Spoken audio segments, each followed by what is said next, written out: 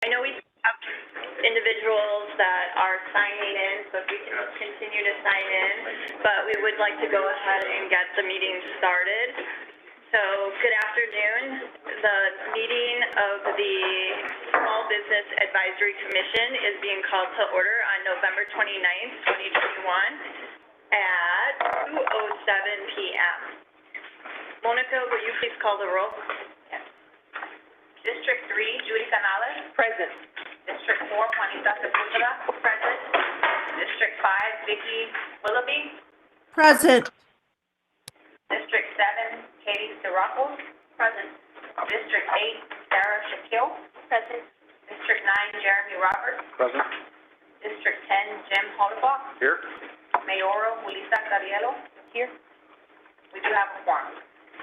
Thank you, Monica.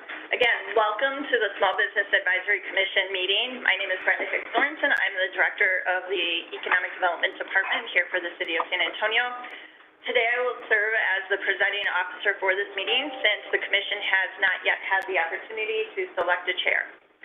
Thank you for all of you of those in attendance as well as those tuning into the live stream on our Facebook and YouTube channels. The Commission was established to review upcoming policies, regulations, and issues affecting small businesses outside of the Sabeda Ordinance and provide feedback and recommendations to the City staff, Mayor, and City Council. In light of the recent discussions related to the American Rescue Plan Act, it was requested that the Small Business Advisory Commission host a series of meetings with opportunities for small business owners to provide input on their ongoing needs and priorities. If you have not yet signed up to speak and would like to do so, please sign up over there by Terrence, who's raising his hand.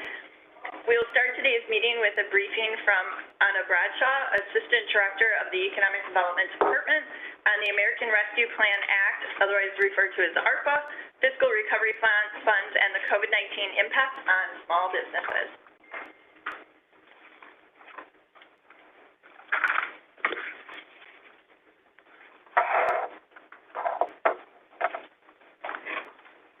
Good afternoon, everyone. Again, my name is Anna Bradshaw. I'm the Assistant Director of the Economic Development Department.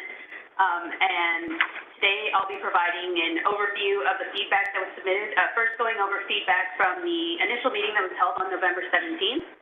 And then, as many of y'all know, we had a feedback form open for small business owners in the community to provide us feedback on challenges they're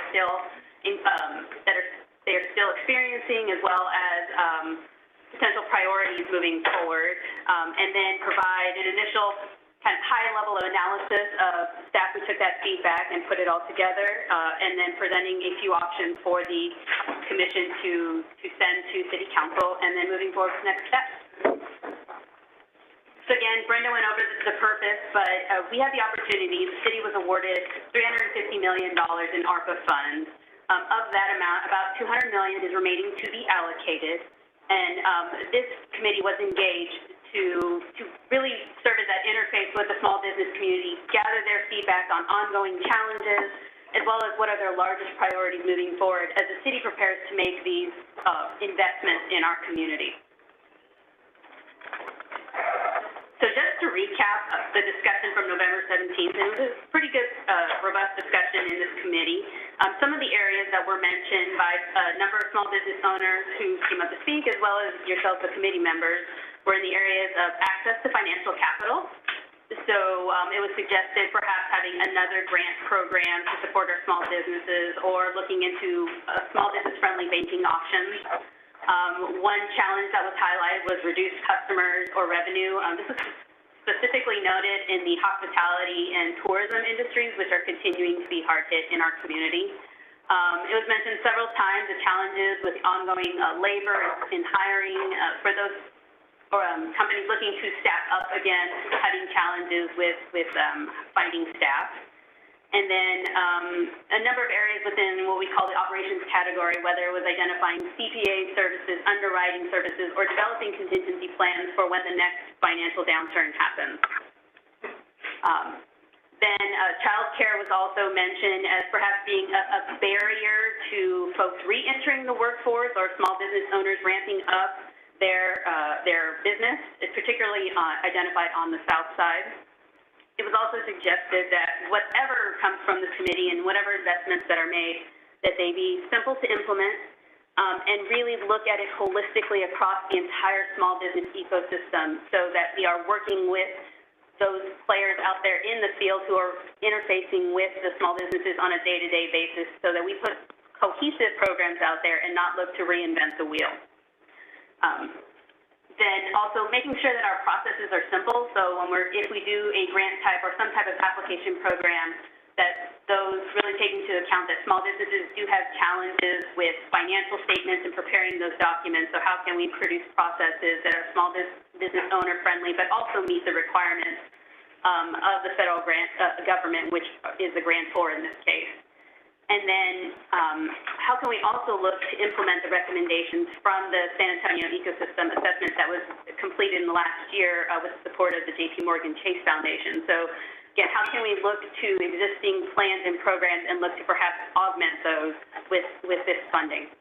And then across everything we do was recommended to have an equity target approach, because understanding that there are certain areas that have been traditionally underinvested in, and also those areas that have been hardest hit throughout the pandemic. So a little bit more on the feedback form. So we had 157 survey participants, and so this chart just gives you a quick overview of where those individuals reported being either residing or operating. So you'll see the bulk of them are coming from District 1. However, all 10 districts were represented and a few from outside the city limits. So there was a large amount of outreach to encourage small business owners to provide this feedback in the event they were unable to attend these forums. So what did the data tell us? So if you'll notice, and seems to be a little snag on this slide, but if you can look at the pie chart, so when we asked the question, do you anticipate your revenues for this year being higher than that of 2019, so pre-pandemic, 30% of individuals said yes, they anticipated them being higher, whereas 54% determined no. So this is a little bit of an unexpected result, although we did hear in the discussion at the last meeting that there were some industries that continued to grow throughout the pandemic, whereas there were those who had challenges moving forward. And then when we asked the question of, do you expect to have more employees, or as of October 1st, did you have more employees than you did on January 1st, 2020? You can see a little bit of a mixed result here, again, going back to the point that was brought up with challenges hiring. So without having additional information, we can point to challenges hiring, but whether this is businesses who have permanently downsized their operations or have shifted how they perform the work, there's a little bit needs to be known here, but I think this really highlights the point of the labor challenges and how you're seeing a shift of how businesses deliver services and whether or not they're going to step up or step down moving forward. And so in this slide, we asked them to rank the following challenges, and I'll read them out because the print's a little bit small.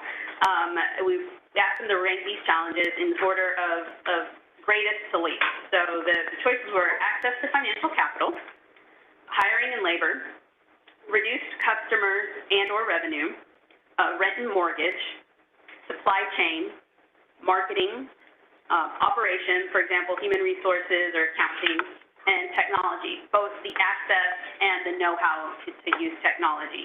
And so we asked them to rank it. And across the board, the highest ranked item was, our highest ranked challenge was access to financial capital, and that was followed by labor and reduced customer base. So again, I think it struck me here is that everyone was experiencing all of these, or for the most part experiencing these challenges. No number one stood out amongst them. I mean, you can even see the top three are pretty close, and then there's a middle grouping, and then, then the other ones. But I think just pointing out that the challenges are really varied depending on industry, depending on who you serve. Question on the financial capital is was there specification on whether that was an SBA or PPE or anything, or is it just a generalization of financial capital and they could have interpreted however they wanted? We left it broad. We did not specify whether it was PPE or traditional lending or anything like that.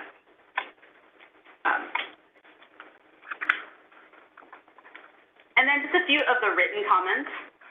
I I won't read them aloud, but I think, again, it goes to the point of the challenges being so different, having, you know, the second one and talking about the business they have now in 2021 is very different than the business they had in 2019, and how the pandemic has caused a shift. Again, pointing to different challenges, whether it's rent, finding employees, again, challenges being across the place. And this really goes to, I think, the larger point that we've all started to see is that there is no magic bullet here. There is no one perfect investment that the city could make to help our small business community. The challenges for those struggling right now are different than for those looking to grow or expand their business. So how can we strategically invest to help both those struggling and those seeking to grow in the long term, and looking at it across the board holistically, as opposed to figuring out what's that one perfect solution out there, because it's likely not going to help everyone in this situation with so many different challenges and priorities out there in the community. So with that in mind, we did identify the top challenges, and again, those were access to capital, labor and hiring, reduced customers and revenue, rent and mortgage and supply chain, as well as potential investments moving forward being in the areas of access to capital, capacity building, and that can mean different things to different companies, but how do you build your organization? And then how do we enhance our ecosystem? Because again, no one entity can go at it alone, you know, from everything from the technical assistance provider to those in loans and lending. How do we connect everything together so that the support is there for our small businesses, and that we create a system that fosters their growth, helps them through their challenges, and frankly just build a stronger small business community here in San Antonio.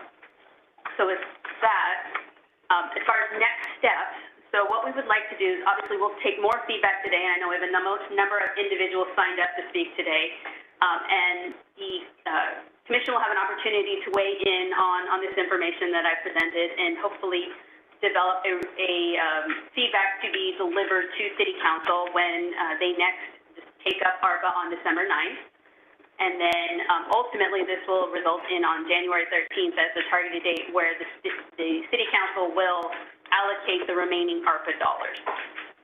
So with that, I'm happy to take any questions, and back over to Brenda. Just a clarification, what are the remaining ARPA dollars as of now? Sure. So there's about $200 million remaining. So again, $350 million came to the city. Some of that funding was already allocated to existing functions, including domestic violence, and I'll let Veronica go into a little bit in detail.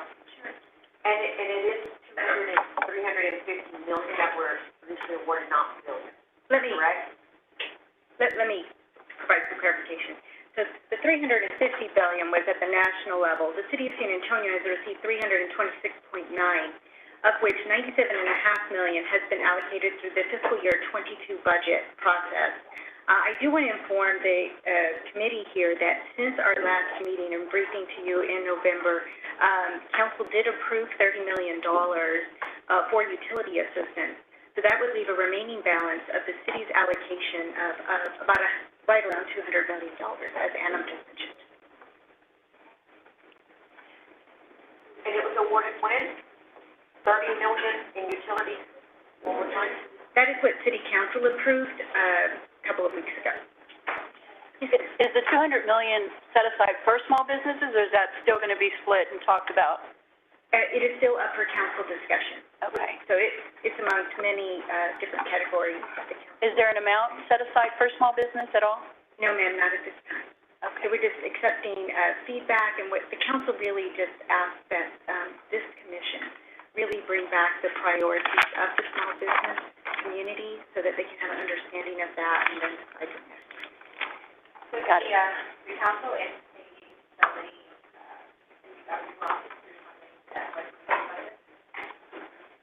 That's a really good question.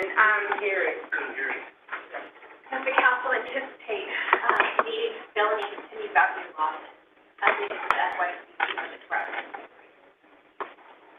So what I can tell you is that the U.S. Treasury does allow us to do a calculation on revenue loss. The City of San Antonio did its first calculation. It's something that we will do on an annual basis for the next 4 years. Our revenue loss calculation was around $325 million. So technically, if the council had so chosen, they could certainly have allocated all of the funds towards revenue loss. At this time, we would be using those funds for government services, of which that could include the small business allocation. Does that make sense?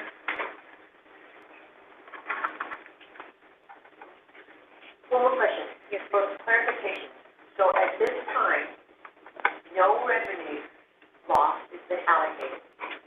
There's no such, based on 2021 or 2020? For 2023. And no set amount has been identified yet for small business, specifically for that area. So there's a number of questions there. So the city did allocate $97.5 million. We did use that through the revenue loss calculation, of which half was allocated to the general fund, and the other half was allocated through our hot tax fund.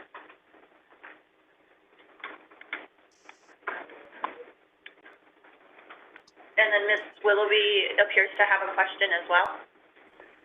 Yes, in one of the prior meetings of the 229.4 million, it was stated that 30 million was set aside for small business, utility assistance, and arts. Is that accurate? So the council allocated $30 million for utility assistance, and we're still deciding. Council will be briefed here December 9th, and then we'll make an allocation later on in January. Okay, thank you. One last question. Are there any funds allocated today for small businesses assistance or help in anything other than the ARPA fund?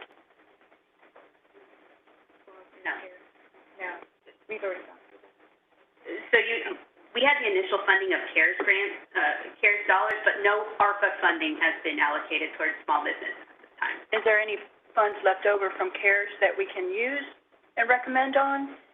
No. This was specifically focused on ARPA funds. Okay. CARES had a deadline that it had to be used by the end of the year, so there's no possibility that we could spend it. Okay. Gotcha. Have to be spent by the last day of calendar year. Correct. So they have to be allocated by December of 2024, and then the city of San Antonio will have until December of 2026 to actually spend the funds. May I ask a question? Absolutely. So the $200 million that's available, are there stipulations on how that money is dispersed among the 10 districts? Or can, yes? At this time, council has not made an allocation or has made a policy decision on that. Okay, and we're going to move into public comments. At this point in time, we have quite a few speakers who are signed up. So we are going to go ahead and proceed with public comment at this point in time. If you have not signed up and you would like to sign up to speak, please do so. We have Valerie will assist you. We have a number of folks that can assist you. We are going to call the name of the person who is scheduled to speak, and then we will also tee up the next person in queue.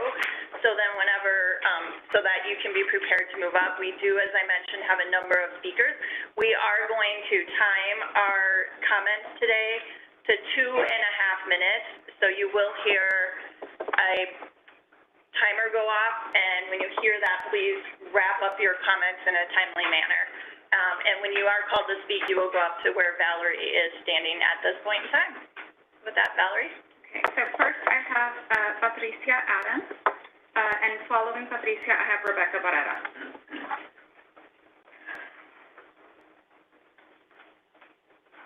Those who know me call me Dr. Adams. I'm in the business of mental health and wellness, and I'm here to speak to you today to let you know that San Antonio is struggling. I've been in the business of mental health and wellness for over 20 years, and last year my business almost collapsed because every provider in my practice went home to do telehealth, and every insurance panel that I worked with cut my rates. So there I was with about $5,000 worth of rent, no providers to do the work, no laborers to answer my phone and do my scheduling. But praise be to God, we survived. But I want you to know that San Antonio is struggling mental health-wise. We need providers. We need someone to help us cover our rent. We are going back to the insurance companies to say, we need you to give us back the money that you took away. We are small businesses. We work with large companies like Blue Cross Blue Shield, Aetna, Cigna, all the big players in the game. But they say, hey, you can do this for a little less. No, we cannot. Providers need to be paid. They are not employees. They are contract workers.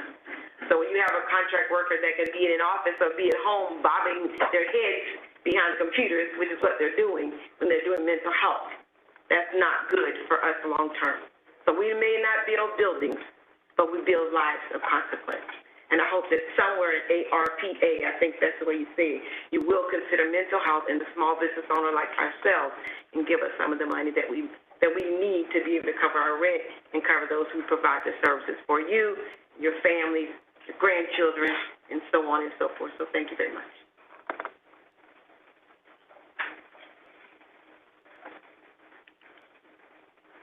Next, we have Rebecca Barrera, and following Rebecca will be Steven Silver. Buenas tardes.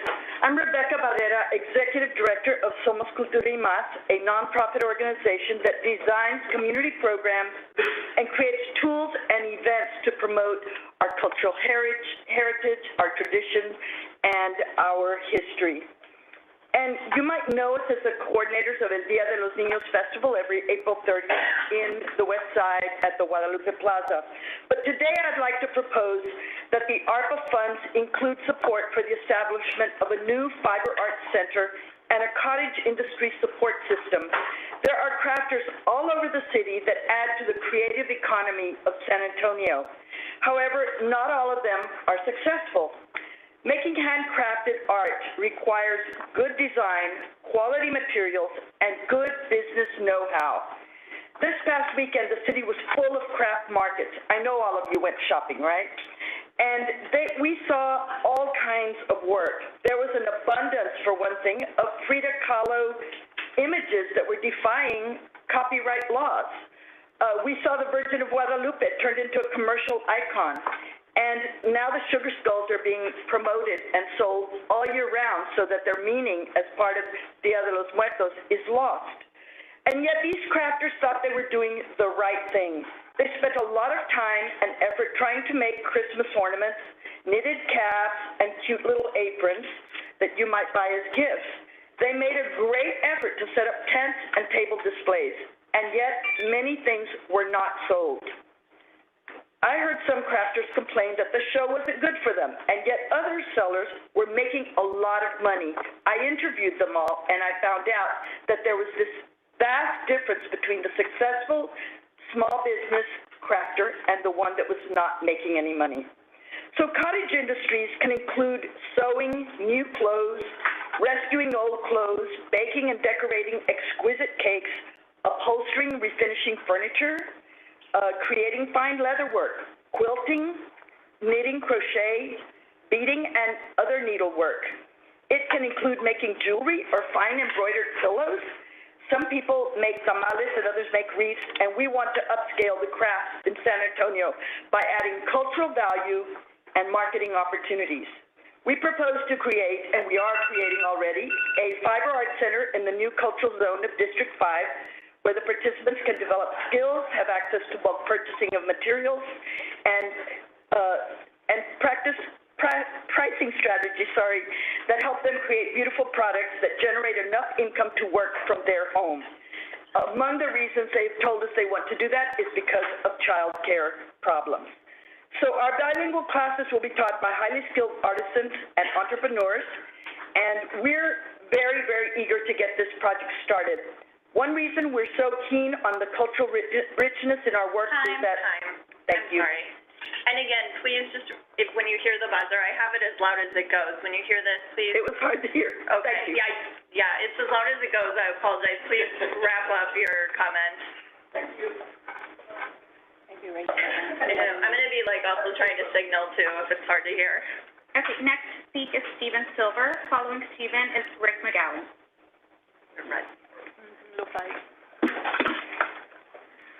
Good afternoon. My name is Stephen Silver. I'm with the Children's Rehabilitation Institute, Telethon USA.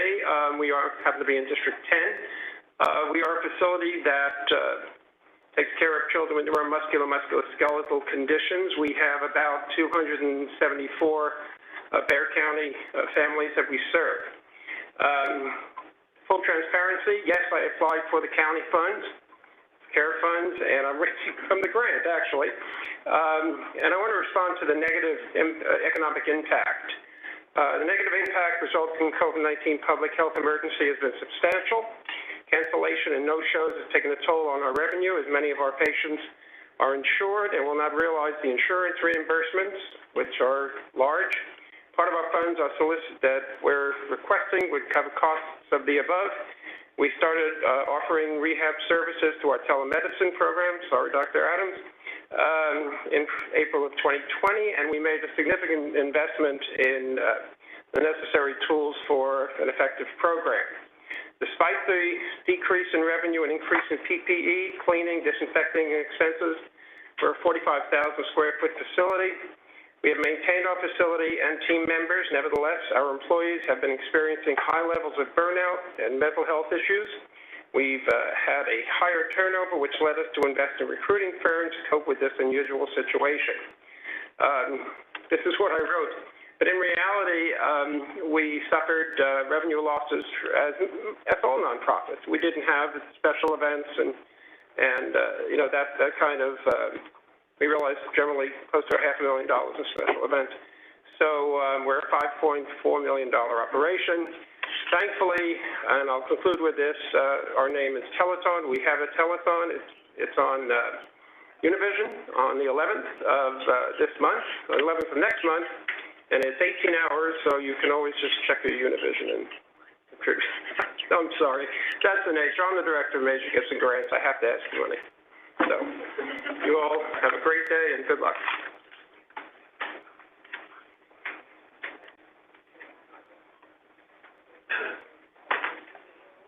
Next to speak is Rick McGowan, and following Rick will be Warren T. Knight. Thank you for this opportunity. I'm sorry, I'm trying to get over laryngitis. So thank you so much for giving us the opportunity to talk. I'm the CEO of a company called Metapure. What we do is a pathogenic atomization. We kill viruses and bacteria. Our clients, their rate of 0.03 on COVID, no deaths. The state ran 25%, the schools ran 28%. There were students and teachers that passed away. We've been up at the legislative board with the senators. We've also been in contact with the Secretary of Education, Cardona. So we have data to prove that what we do works. Now, our clients, not one of them, shut down. As a matter of fact, they hired people. They grew, every single one of them. And now I'm here representing also the South Texas Merchants Association, the Austin Greater Merchants Association, and the Greater Houston Merchants Association. I think the city needs to invest in people. And by the way, I'm going to say thank you for my colleagues, if you don't mind standing up. Terry Knight is one of them. Anthony Boyd is another. Just to let you know, these men used to be homeless.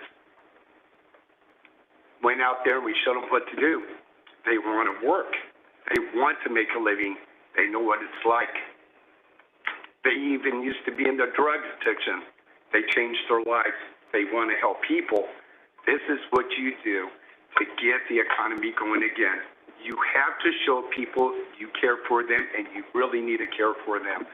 That's why all our clients, every single one grew. Every single one. They don't have a problem hiring people. Why? Because they invested into something different, a new technology. And we're talking a lot of bigger major corporations and also Region 12 and Region 10 right now, because Region 10 has a serious problem too. Region 12 is for the students and teachers passed away. Now, how much confidence do we have that we can take care of people?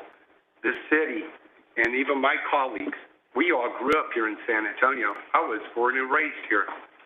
I went to South San. That's where I graduated from. I ended up being a national sales director I travel the world. As a matter of fact, I have a minor in business law, but my main thing is business leadership. I just wanted to say this is for the invest. Thank you so much.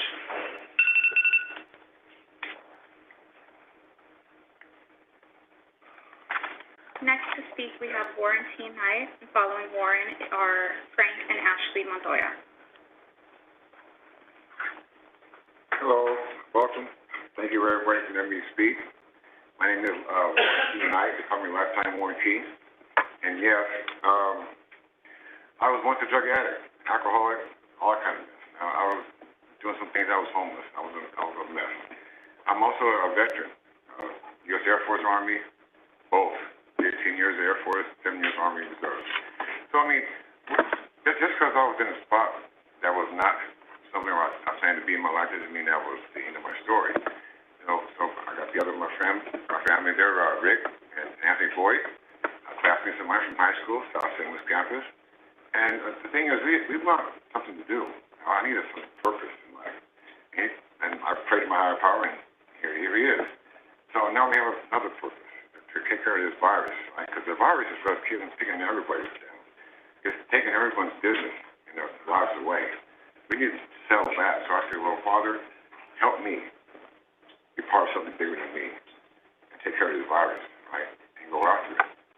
So I signed up in a heartbeat back from retirement. And I've been on some of these locations that he's talking about. I met the people. They're working. They're hiring. They're not getting sick, they're not getting infected, and they're not dying, because what we have works. And what we want to do is just give the same opportunity to our each and every business in the state, in the nation, because this is a global problem, not just here in San Antonio. The funds, we need the funding for whatever we need it for, but we need to get businesses open and get people off the streets, get them back to work. That's why we say going forward, because if we don't, we're going to have a lot of what we have right now. People out there homeless, running around the streets, doing things they shouldn't be doing. And it's not good for business anyway. That's all I got. Thank you.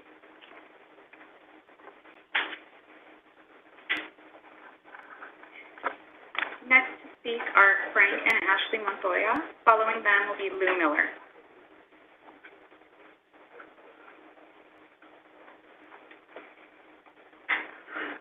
Hi, thank you for having us today. My name is Ashley Amador Montoya, and I'm here with my father, Frank Montoya. And we're here to speak about the future and what we can do to move forward. I know there's a lot of immediate needs, but, you know, my dad's been in business since '78 himself, and he's seen a lot of these downturns and things that have kind of held him back, and he's stood the test of time. So we're Northwest Automotive Warehouse. We're in District 7, and I represent the third generation of our family's small business ownership, which started with my grandparents, Steve and Frank Montoya, and we hope to continue with one of my parents' 15 grandchildren.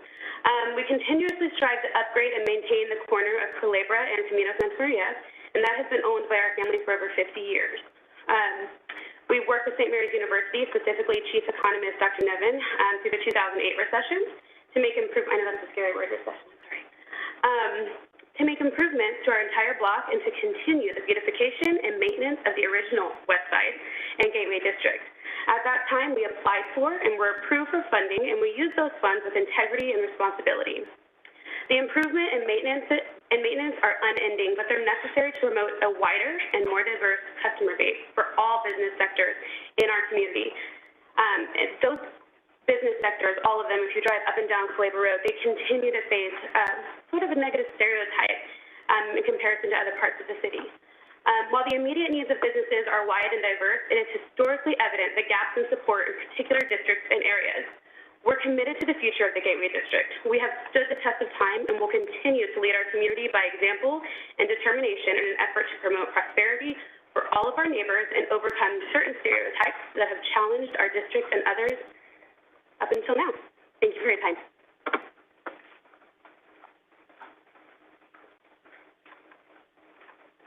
Next to speak is Lou Miller. Following Lou is Ramiro Gonzalez.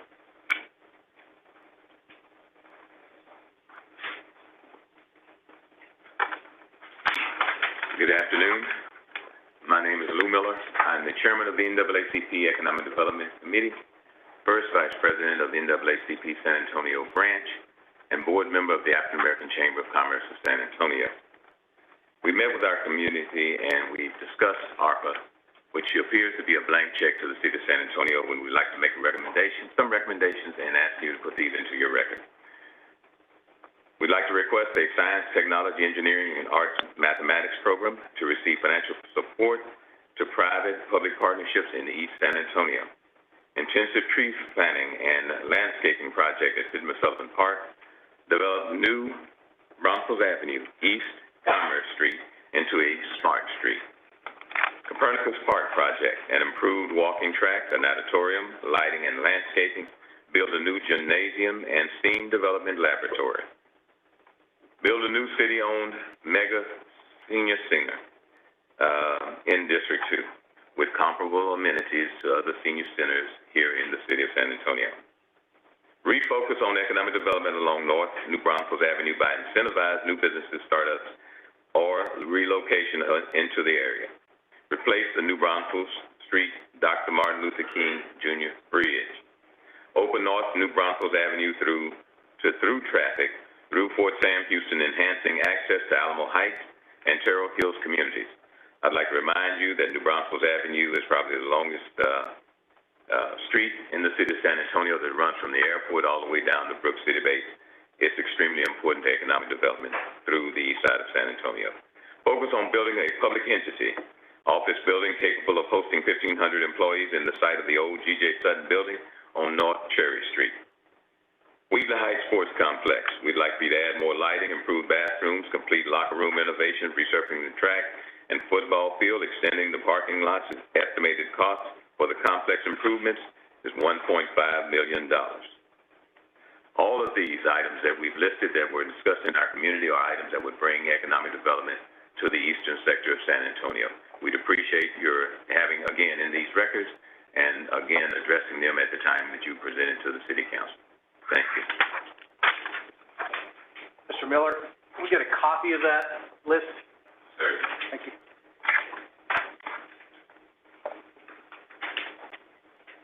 Next to speak is Ramiro Gonzalez.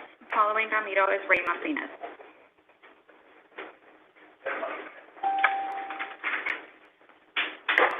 Good afternoon, everyone. Thank you for your time today. My name is Ramiro Gonzalez.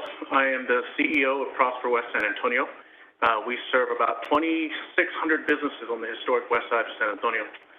I'm happy to be here today and talk about what we've learned through our engagement with our businesses over the past 2 years, really, in the light of COVID. You know, we talked about some of these high priorities that have come through, and I want to just provide some little color to that. You know, when we talk about capital, for example, access to capital, there was a comment made about whether or not, what does that mean exactly? And, you know, because someone may check off access to capital, well, do you mean a loan or a grant? Because I'll check off for a grant all day long, but the loan, well, maybe not.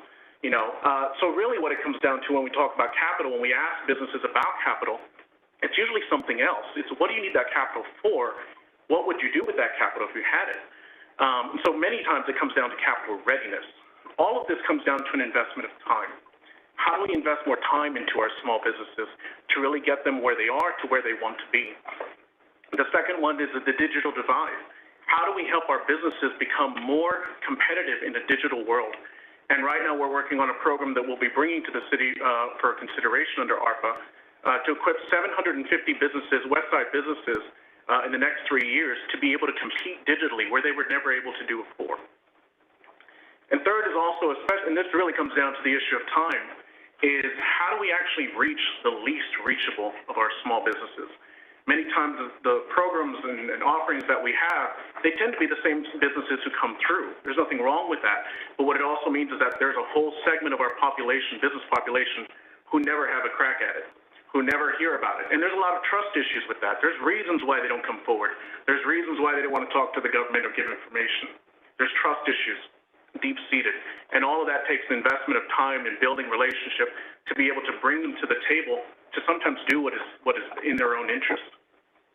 And so finally, I would also ask that as you start to consider the allocation of dollars and what are the priorities, that you focus on this issue of time. How do we spend more time with our businesses? How do we do it from an ecosystem standpoint? How do we focus not just on programs, but the entire system of support that needs to exist for our small businesses to not just be successful today after this somewhat temporary stay of COVID and the current market, but how do we provide for long-term success? Thank you.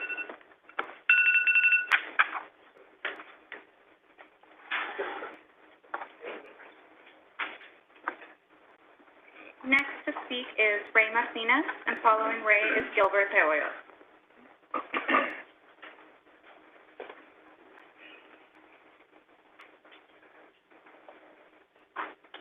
Hello. I didn't bring anything, something to read. I'm just going to tell you my little situation. 2020 was difficult for me because I lost about 85 to 90% of my business. I had to move everything home. Fortunately, I was on month-to-month, so I was able to get out my rent. But I moved everything home and didn't know what to do. So I kind of see how I can change my business strategies and see what I need to do. Prosper West, Maestro, they've been very helpful. I was able to get the PPE in summer of 2020, but that wasn't much. I mean, it wasn't enough to keep me going. The rest of the year was pretty slow for me. I do a lot of nonprofits. So now what I mainly am trying to do now is change my business strategy. So I'm looking at seeing what I need to do in case something like this happens again, and how I can, I'm looking to do some work with the federal government now, but it's difficult starting because I work from home. I can't keep up with the demand working with federal government. I would need a place again. I would need to buy more equipment.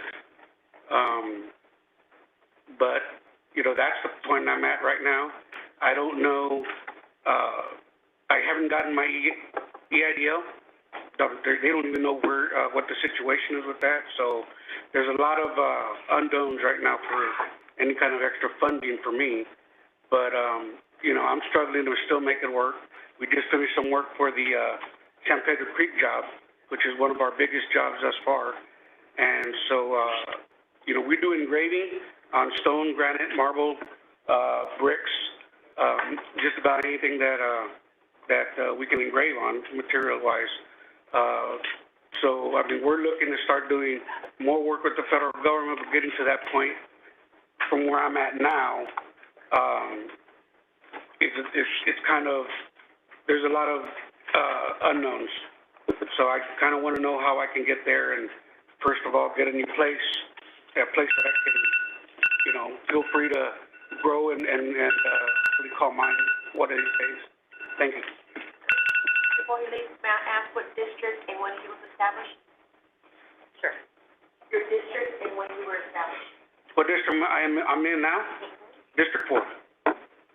And I was established in 2014. Sorry, I might have missed it, but what is your business? Engraving. We do brick, stone, marble, monuments, memorials, things like that.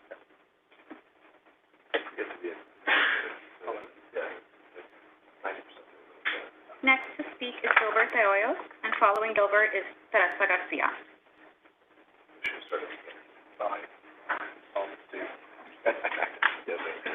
Good afternoon, visitors and members. I've come to speak here for Barrio Barista, the small coffee house bistro on Culebra Road. And the consideration I'm asking from the council here is that a small business is also considered people less than 30 employees. I think that it's being overlooked that they're under 30 employees may not be considered that. Now, the strive that small businesses less than 30 are different challenges, as well as insurance and hiring people, as cost has gone up so much now in food products and paper products. It's going to be a challenge to want to charge the customer and pass it on to them. So by having funding and having assistance with the committee, I think that we can overcome these challenges and stop small businesses from failing Other than that, I can only say that I can hope that you consider that under 30 employees, I have 8 employees, and that's a challenge to have. Thank you very much. Hopefully I can sway you all to understand that small businesses are less than 30. I think the classifications that it was read to me was that 30 employees or more was going to be considered. Thank you. Your district? My district is Culebra Road, and it's behind St. Mary's University. I think it was Ana Sandoval. Thank you.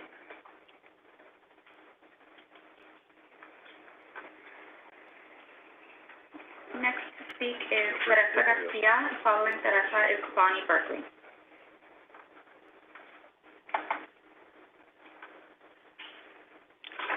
Good afternoon, everyone. Thank you for the opportunity. My name is Teresa Garcia. I am the owner of Food Safety Direct.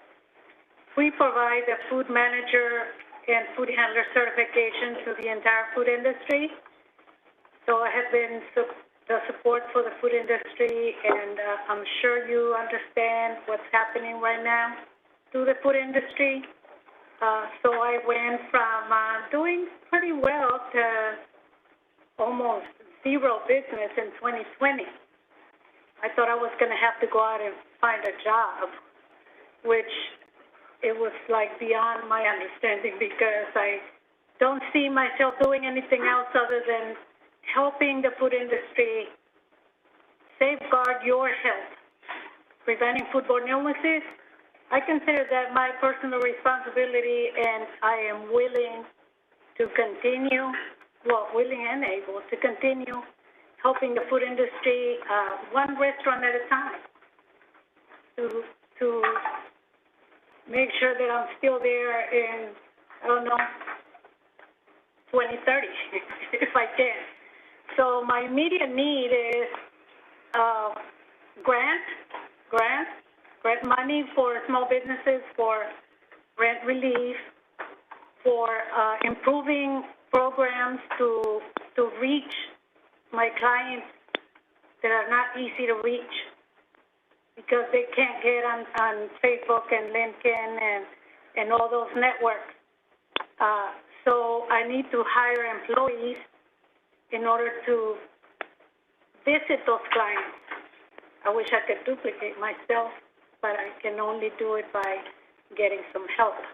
I had to furlough my employee, my full-time employee. I have contractors, but at this point, I am working pretty much my office by myself and trying to still reach out to those small, very small restaurants who need my help. So I want to continue being there. The other thing that I see a situation happening is that the lack of drive for a lot of people to go back to work. And I was listening to the daycare problem. That is, I believe, one of the reasons. The other is they're trying to get another business going. Thank you for your time.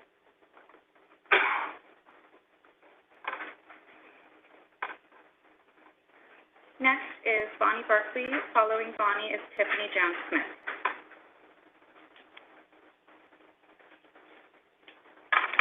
Hi, I'm here to represent the Social and Health Research Center and to speak up for nonprofits as small businesses. We're facing a lot of the same labor shortages, rent shortcomings, and still have the same bills to pay that our small business colleagues are struggling with too.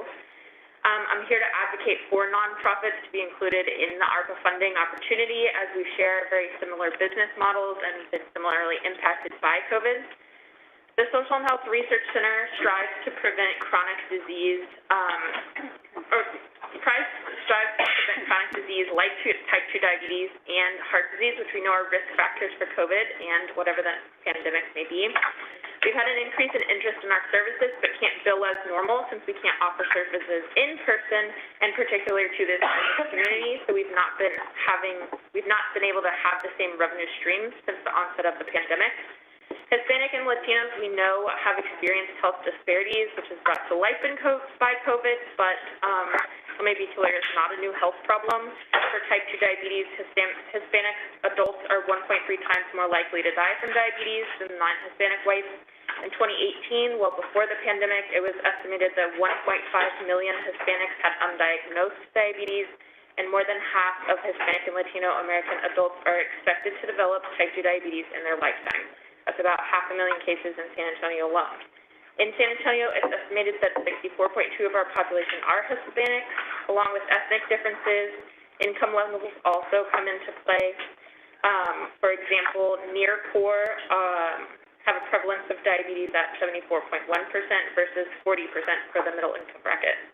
We're working with other local nonprofits and healthcare systems to create an educational system that leads towards health equity, not just equality, because healthier communities lead to a healthier San Antonio, which leads to economic improvements associated with a healthier workforce.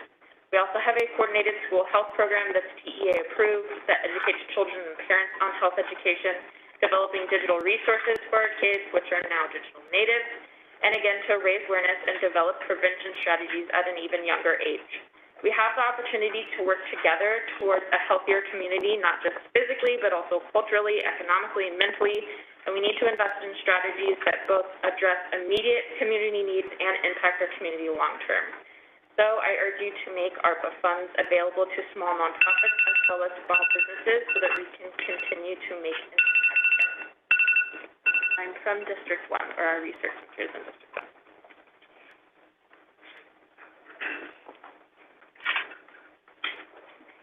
Next is Tiffany Jones-Smith, and following Tiffany is La Juana Chambers Lawson.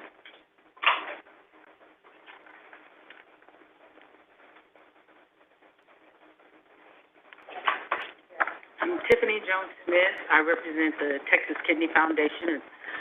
What we do is early detection of chronic kidney disease. How has the pandemic affected us? It was devastating.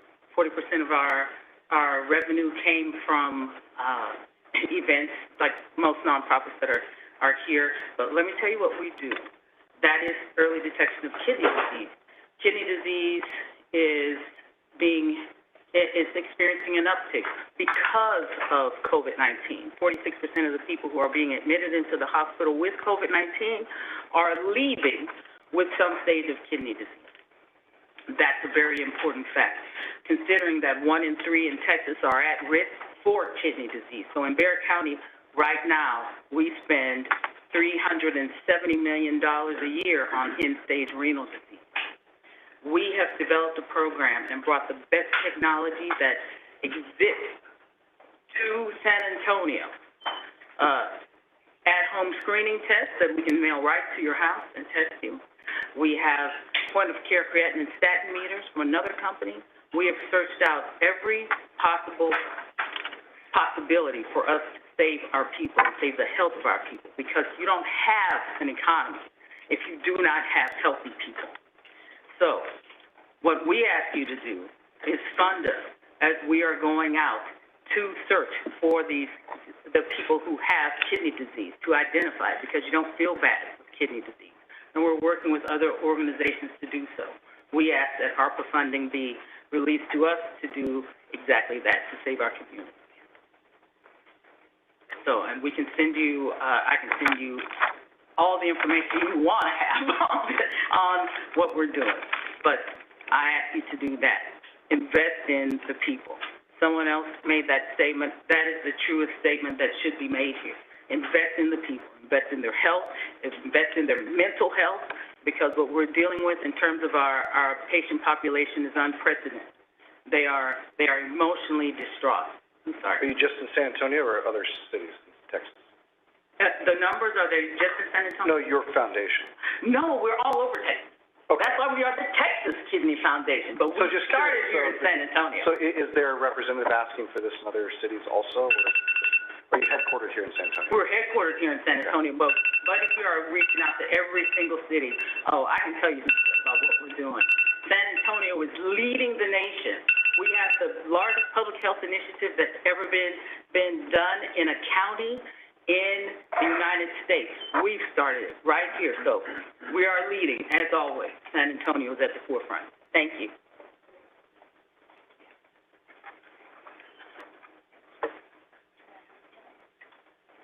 Next is La Juana Chamber of Rossen, and following is Robert Hernandez.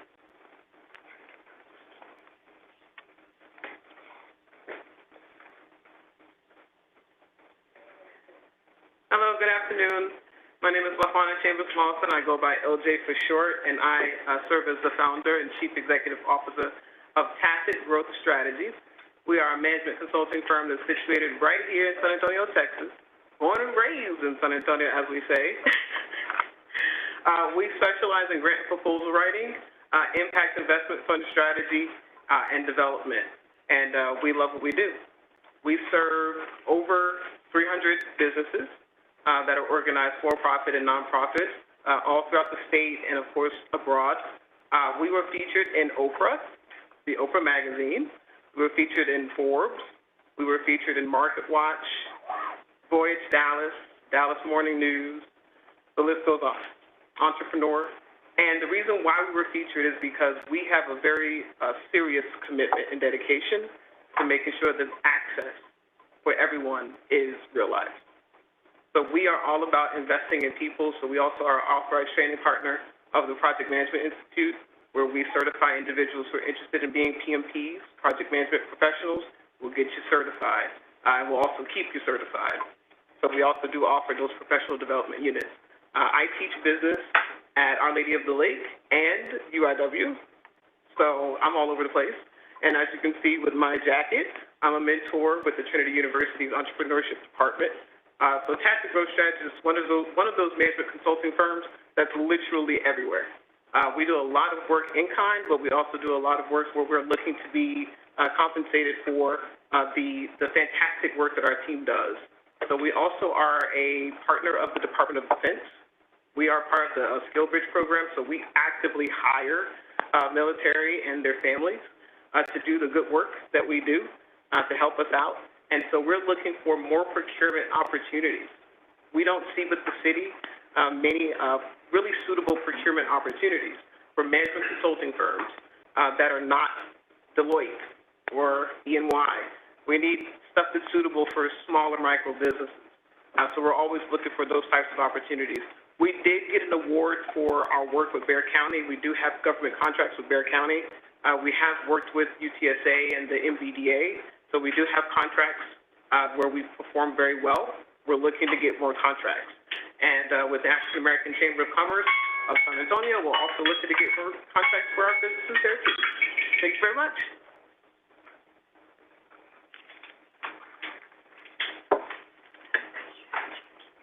Next is Robert Hernandez, and following Robert is Joshua Triana.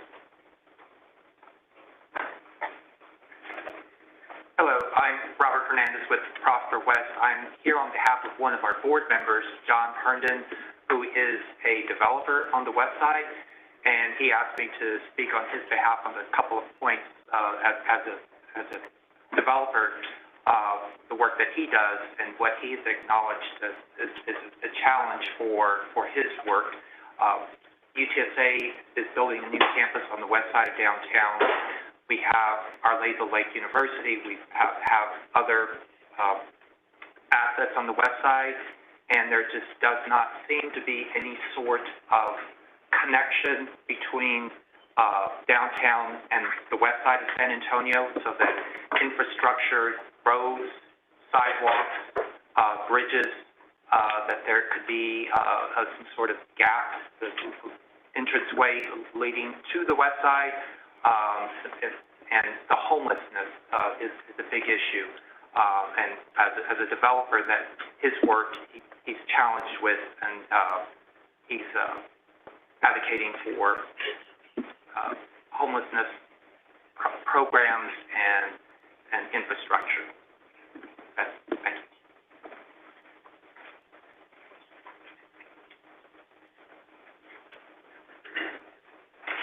Next is Joshua Triana, and following is Jaime Macias.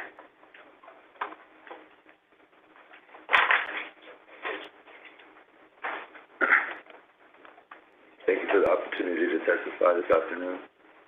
My name is Joshua Triana. I am the founder of San Antonio-based LLC, and right now we're doing business as Evolution Solutions. We are a certified partner of EVO, Corporation, which stands for Hybrid Electric Vehicle Optimization. So I am also a proud member of the San Antonio Hispanic Chamber of Commerce. I'm here because the city is initiating discussions on how to spend the second installment of the American Rescue Plan Act funding. And I strongly believe a portion of the ARPA funding should be used to develop a sustainable ecosystem through grid modernization and advancing climate equity, also bridging the digital divide.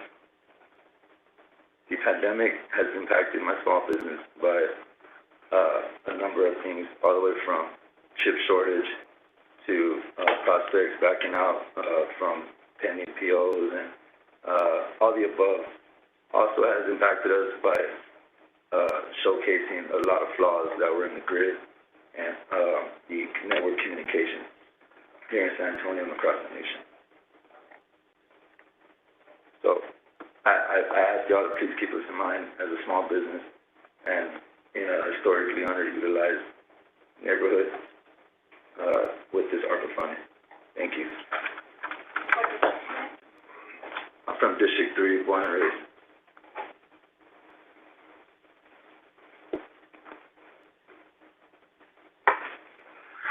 Next is Jaime Macias, and following is Derrick Robinson.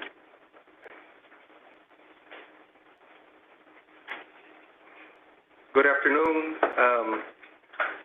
Truthfully, I wasn't expecting to come up here and speak, but Robert asked me to step up, and Jaime's place that I currently own falls within the boundaries of Prosper West, and Prosper West has been instrumental in the redevelopment of the properties that I'm in charge of. You know, like most small businesses, we wear multiple hats, and the primary hat that I wear is the owner of Jaime's Place. It's started off as a bar, but because of the pandemic, opened up in October 9th of 2020. I was forced to activate a kitchen that I really didn't want to activate because running a restaurant is a whole different ballgame. But be that as it may, I had to get a food and beverage license, but that's the primary hat that I wear is, and you know, the community's really bought into this space, and I welcome all of y'all to look us up on Facebook and Instagram, which my daughter Gabriela runs for me, because until Jaime's Place came to be, I was never on Facebook or Instagram.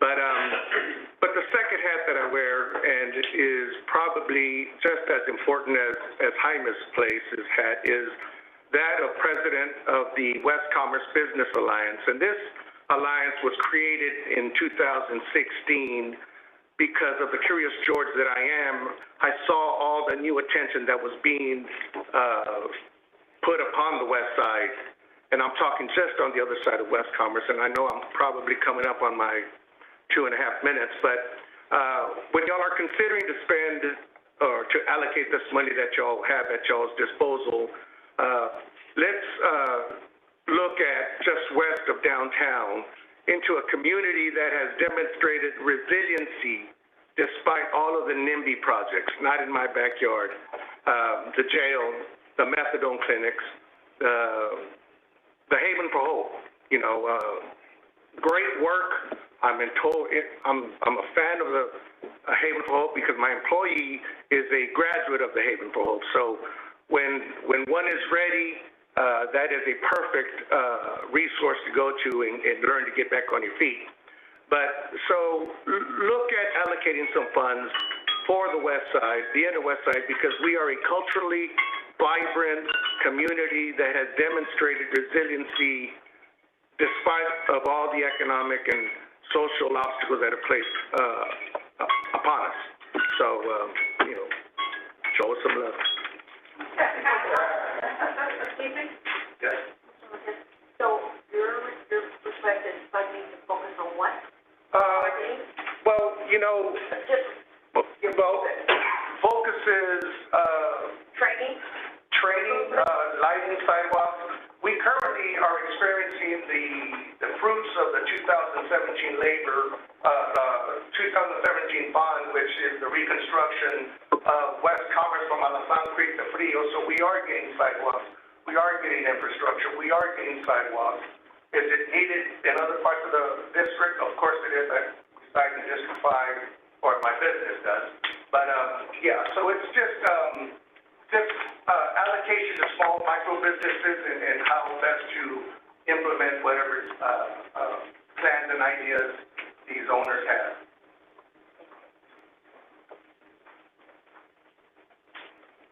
Next is Derrick Robinson, and following is Maria Alcala.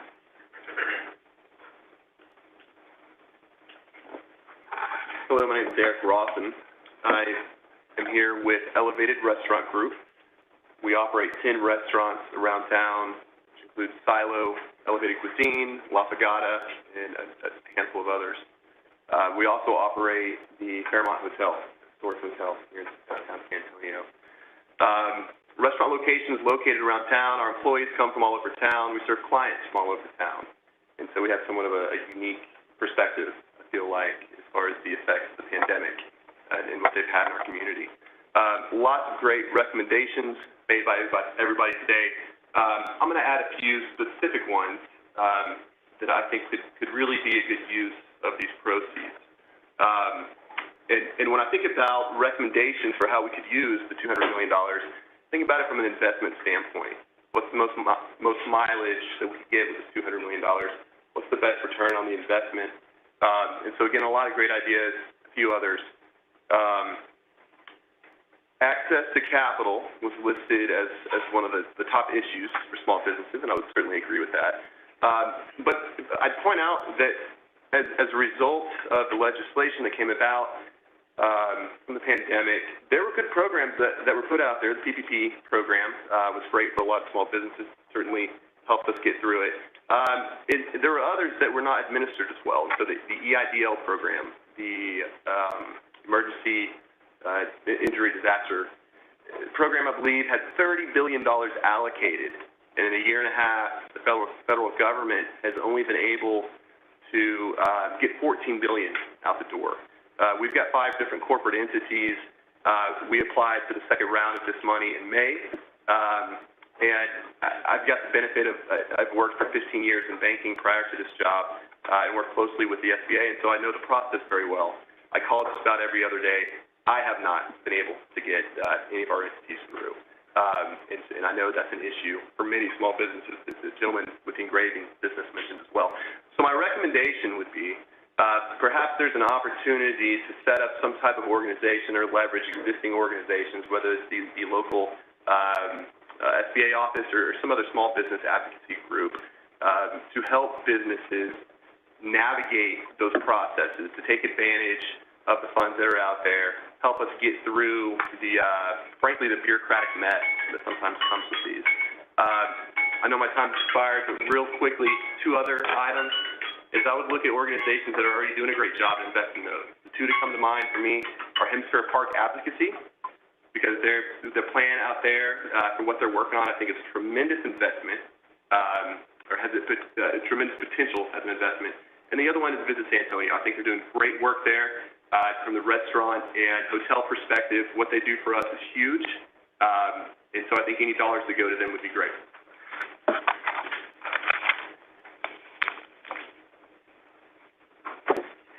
Next is Maria Alcala, and the last person I have signed up to speak is Stephen Lenz.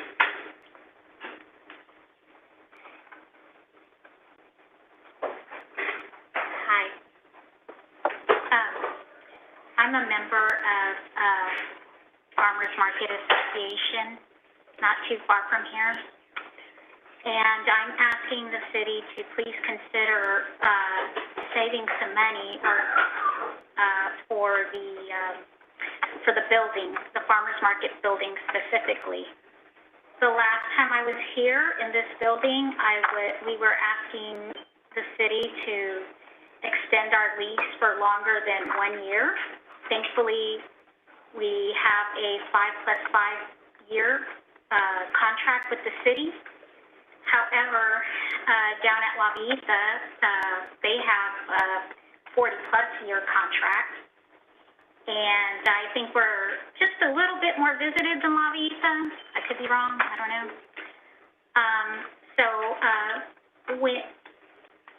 When we were asking for the leases, our building, I don't think was being taken care of. We had to shut down an additional 4 months after coming back from COVID because the roof was leaking. And we had to do some renovation. We are still down on tourism. We're waiting for that to come back. I did take advantage of the PPP loans, and so I'd really like us to see. We are always told by the tourists that have visited us, they love it there. It's just a fun place to be. That's where the culture is really at. And I think the building could use some help. I would like to see it, last I heard, we were going to lose our stage, our entertainment. And that is what we are really known for, is the dancing, the food booths, the shops. The shops are not, we don't have a modern look. We don't have the modernist look because in Mexico, well, this is kind of like how it is. And you know what, we could use some help, and I'm really hoping that the city will consider giving the farmers market some money for that building. Thank you. Are you considered historical? Yes, we're called historical farm. We're considered historical Market Square, and I mean the Mitieta side of it. We are across the street. I would love to see that road closed, so we can bridge the gap to make it look like we are all together. No, question was, are you actually identified by the city as a historical marker? My business, no. That area? The area, I believe so, yes. I believe so. So, but that building needs help, and I thank you very much.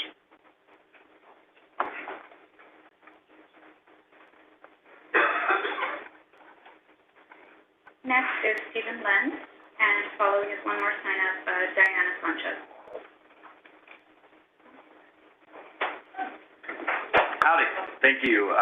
Stephen Lenz, I'm with the Mental Health and Health Program at A&M San Antonio, but also a licensed professional counselor working with children and families for 14 years.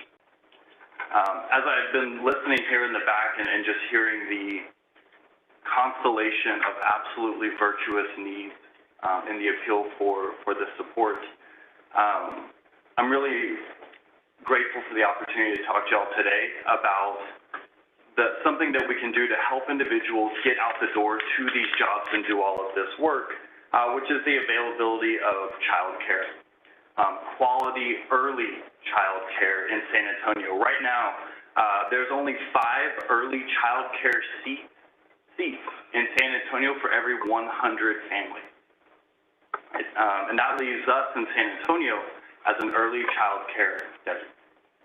Right? And so I think, we all know this pandemic has placed an incredible amount of stress and strain on all of us, and small business owners and employees and entrepreneurs who have had to move their operations back home, like this gentleman talked about, and are trying to think of new ways to stretch that dollar as rents keep rising, like other people have talked to.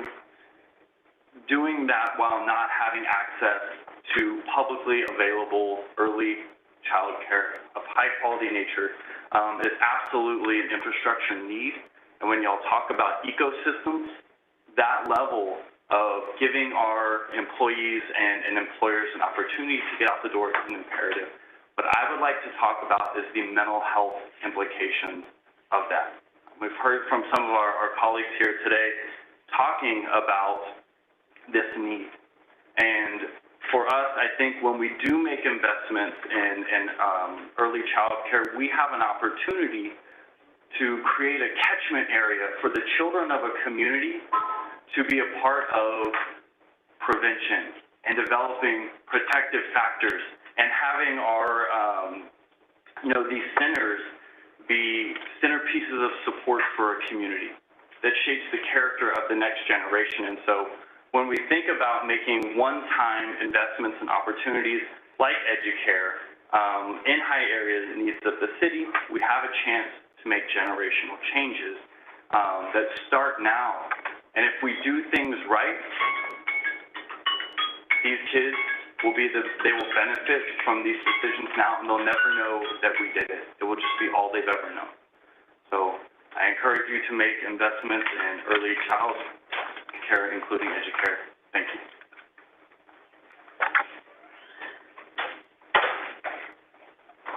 Hi, I'm Diane Sanchez, and I'm really excited to address you today because I've heard a lot of people here I've worked with and resonated, but I've spent the last 2 years, I'm the co-founder of a social purpose-driven nonprofit called MicroSA. And the reason it's called MicroSA is I'm just speak a little bit to put in perspective. This, to me, is all about digital equity and actually equitable investment. And what Gilbert mentioned as it relates to the micro businesses, just to put in perspective, one thing that we've spent the last 2 years, I probably personally touched about 800 businesses through the federal funding process, PPP, EIDL, as well as the grants. And what we found was just, if you don't realize this, only 38% of our small businesses did get federal funding last year, since to this point. Of the grants that were awarded by the city and the county, only 8% of our micro businesses got them. And the reality is that when we use the word employees, most of our businesses don't have employees. They're sole proprietors or contractors, or they're 1099s. But the reality, what I did discover was these businesses probably average between $60,000 to $160,000 a year. What they needed and what they do need, which is what's really exciting, is they need an ecosystem that literally helps them develop the digital platform that they need, whether it's being able to shop for insurance, being able to, I'll give you an example of contractors. We've got 972 in the city. We've worked with 40 of those to try to develop a platform. If they had rugged tablets, they could have contracts, they could have software, pricing, change, and you know this, change orders, all the things that this sector would need would be phenomenal. Again, look at the core sectors. 40% of the GDP of this city is made up by small businesses. Our micro businesses make up 97% of the people that work in this city. If you look at actually allocating the proportion of, if we should get our God-given fair share, that $129 billion that the city actually spends or generates in revenue. And if you look at systemic underdevelopment, underinvestment, this is what we've experienced in the last, I don't know how many years, but focus on the core sectors, focus on the digital experience, and create an ecosystem to support these businesses by sector, not across the board. And I'm going to close really fast. The numbers that you saw in the surveys, that's all telling. The districts that we served were not represented because they don't know how. They don't know how to access the tools that we're giving them. And we have the tools, we just need to focus. Thank you.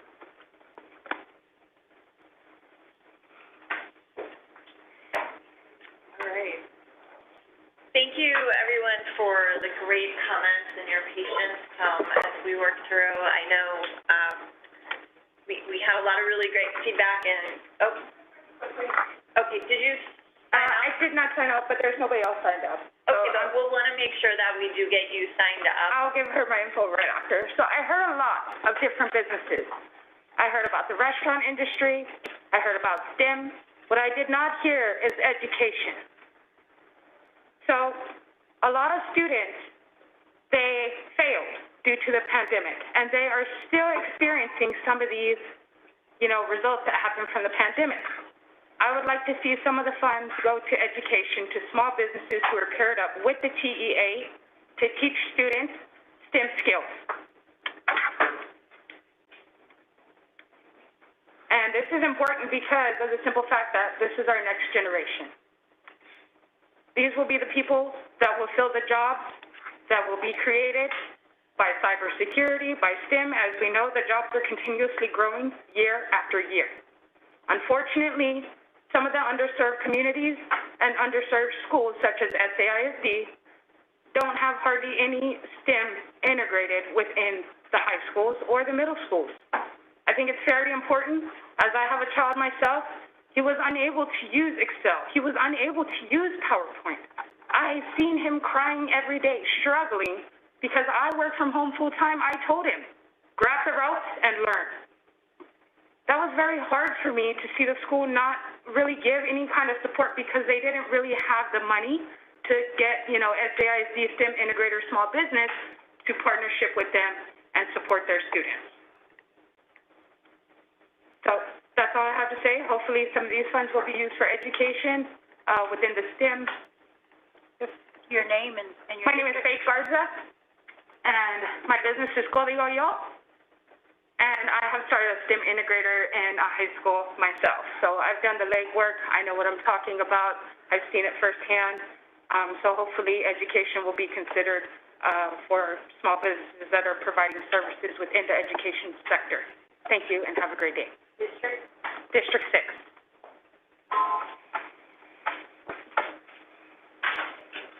All right, excellent. Thank you again, everyone. And so we did receive, Mr. Miller did forward his information that he outlined electronically. I also want to note that we received 2 written comments as well from Mr. Robert Garcia. He spoke last time with I Have a CPA Guy. And then we also received the written follow-up and comment from Lindsay Lindbergh. She's with Artisan Oddities Entertainment, who again also spoke last time. We will be forwarding both of those statements along with any other material that's been provided. We'll scan in and make sure it gets sent out to the commission. So we will be providing that information as well. So again, thank you everyone for the comments. We do have a quorum. So we will be asking for a motion and action after conversation today.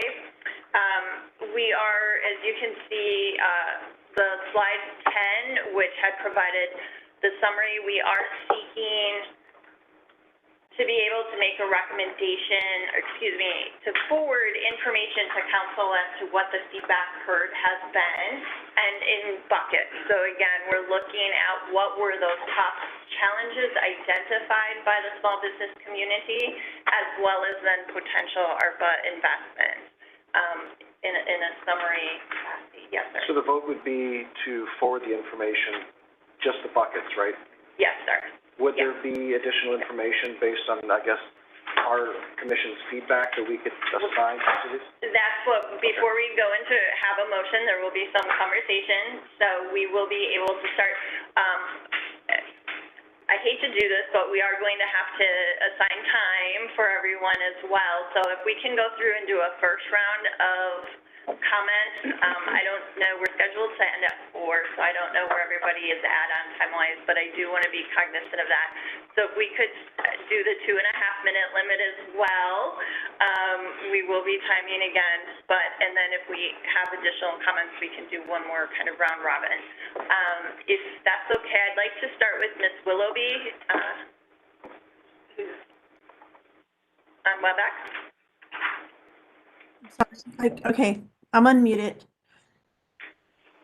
Perfect, we can hear you. Okay, so you wanted, I guess we're gonna go into motion and action, and you wanted 2.5 minutes for just questions? This is questions, conversation, anything you'd like to highlight, discussion. However you'd like to.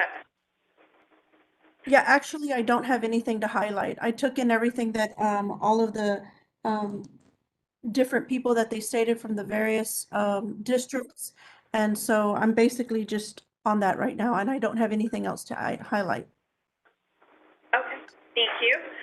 We'll start then next, Ms. Canales. Thank you, Brenda. Judy Canales, representing District 3, and also serving as the Executive Director of Southside First Economic Development Council. A couple of things that are observations from the commentary today and some of the activity that we had last week. We had an opportunity to visit several Southside businesses in partnership with the Small Business Administration last week, and this was in a preview to the Small Business Saturday, and also in collaboration with the city's effort of purchasing locally, buy local. So all of those efforts in one. And one thing that I saw in visiting one woman-owned business who is in the process of purchasing their own building, And that was a point regarding access to capital. And access to capital, so I'm a strong proponent of having that as an element of whatever solution is derived from this effort. Access to capital, and then it also has some flexibility, because the flexibility would be the varied stages that we're hearing regarding the businesses, some who are really in a recovery mode, and there's going to be some businesses that are also, frankly, looking at not just recovery, but looking at their next step, at moving into strengthening and being able to expand their offerings, because COVID did provide some new opportunities. So that's something that I wanted to note. Another piece to this is the experience that we had last year in helping to administer the Bexar County and the City of San Antonio grant programs, which were geared towards 20 and under and 10 and under in both of those different programs, numbers of employees. And so I do want to also add my support towards having more targeted usage of these funds towards those small and micro businesses. Thank you. Thank you, and I like Monica's timer better, so we'll use that one. Ms. Sepulveda? Thank you very much for having me, and thanks to everyone who was able to provide comments, recommendations, and personal testimony. In reviewing some of the survey questions, as well as hearing some of the presentations, I do agree that access to capital is very much a need. However, not in the form of a loan. Small businesses and micro businesses need to have access to grants. They are right now at the rebuilding or reestablishment. If you look at current SBA reports, over 50% of Black-owned businesses were shut down permanently. Additional businesses did not receive PPP. I think that needs to be also addressed on the businesses that were not receiving in those funds, and being able to maybe one-to-one ratio of support and allocations in the form of grants. In building capacity, I believe funding needs to be allocated for small and micro businesses for training. When personnel are trained and become proficient, they are not receiving the incentives to return to that small business and micro business. If we provide incentives for small and micro businesses so they return back to the west side, the east side, or the south side, that continues to grow. By keeping them in that area, they become a resource to address that education, because it is in the area and the time for development and forward thinking. We're looking at longevity and generational. And why we want to do incentives is because incentives means that it's a partnership between small and micro businesses and their employees. They take ownership of not just their own employees, but their own education and training. So they'll stay because they're being invested. The ecosystem enhancements, I think we have to really look at the foundation and the infrastructure on how to distribute this information. By looking at some of the percentages that were actually provided, we were seriously lacking. I think we need to go back to the drawing board to be able to distribute those. The EDD office does a phenomenal job in providing information as far as social media and other distribution. But at this point, I believe we need to go back to grassroots and going to businesses to get to know and develop those relationships so that we firsthand hear how they're being affected. So to establish an ecosystem enhancement, meaning that we have to have those one-to-one conversations and get to truly know them. Okay. Thank you. Ms. Thurkos? Thank you. Hi, everybody today. I have a question. So on the slide from results survey results, survey these percentages, what do they represent? don't add to 100. So on that one, that is the big deal is now. Also declared here, they list. So those are just a breakout of where they reported having residing and where their business is operating. So all self-service. I see, so they can select more than one. I don't believe they can select more than one, but they could get the question. Okay.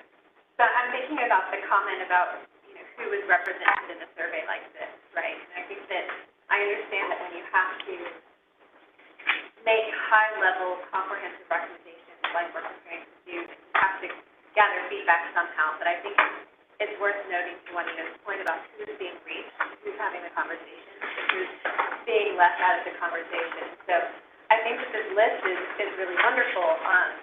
And I think my other question about it is list on feedback for ARPA funding. So there are 5 top challenges that were identified. There are 3 bullet points under this ARPA investments list. Is this 3-point list intended to be a distillation of the 5 points above it? How was that created? What's the thinking about how those 2 things interplay as we prepare our recommendations? Yeah, so the thought process was when you look at access to financial capital, reduce customers' revenue, how do you sometimes help address that, right? Reduced revenue could result in the need for capital. Sure.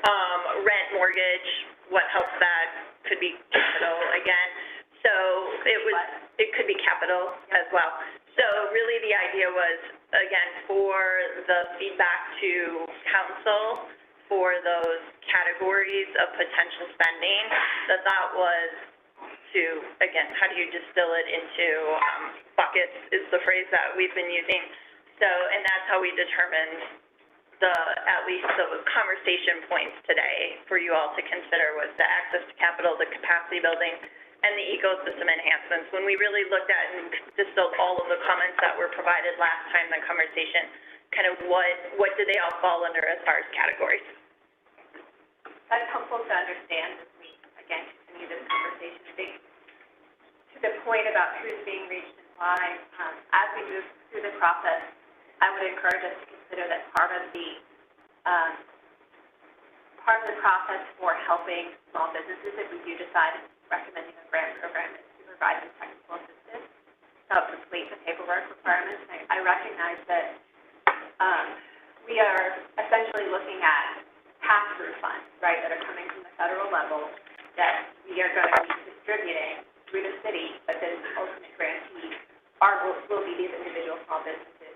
So I know that folks have wildly varying capacity depending upon the size of the business, depending upon their background in applying for and utilizing this type of funding to navigate the paperwork and requirements that are part of this. So I think with an equity lens in mind, we have to be looking at who needs that additional support and how can we bake that into the program.